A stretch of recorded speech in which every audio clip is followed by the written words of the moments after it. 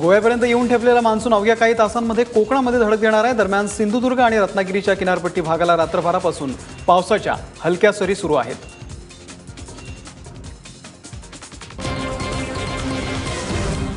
आणि या संदर्भामध्ये अधिक माहिती घेऊयात। आमचे रत्नागिरीचे पत्रकार सचिन देसाई आपल्या सोबत आहेत। तळ कोकणातल्या पावसाची परिस्थिती काय आहे सचिन, आणि शेतीची कामं आता कुठपर्यंत आलेली आहेत? गेल्या महिन्यातच हवामान खात्यानं व्यक्त केलेल्या अंदाजानं सर्वसामान्य लोकांना दिलासा मिळाला होता। यावेळी मान्सूनचं कोकणामध्ये वेळेत आगमन होईल असा अंदाज हवामान खात्यानं व्यक्त केला होता। 1 जूनच्या 1 ते 2 तारखेला मान्सूनचं केरळमध्ये आगमन होईल आणि पुढच्या 5 ते 6 दिवसांमध्ये हा मान्सून कोकणामध्ये दाखल होईल असा हवामान खात्याचा अंदाज होता।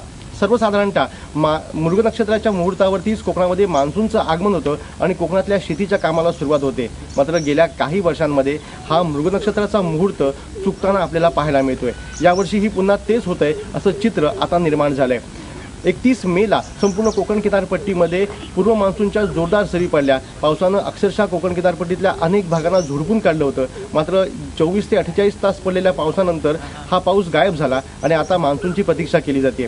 कोकणामध्ये मृग नक्षत्र कालपासून सुरू झालंय, मात्र अजूनही शेतीची कामं सुरू झालेली नाहीत, कारण पाऊस पडला नाहीये। पाऊस पडल्यानंतर मातीमध्ये पाणी मुरतं आणि मग नांगरणी सोपी होते, मात्र अजूनही बळीराजा या शेतामध्ये उतरलेला पाहायला मिळत नाहीये।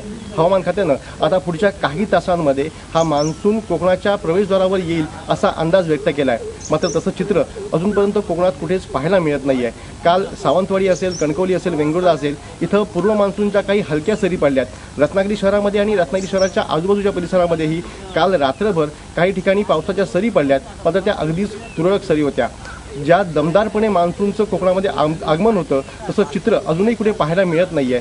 त्यामुळं इथला बळीराजा असो किंवा सर्वसामान्य अजूनही मान्सूनची प्रतीक्षा करतोय।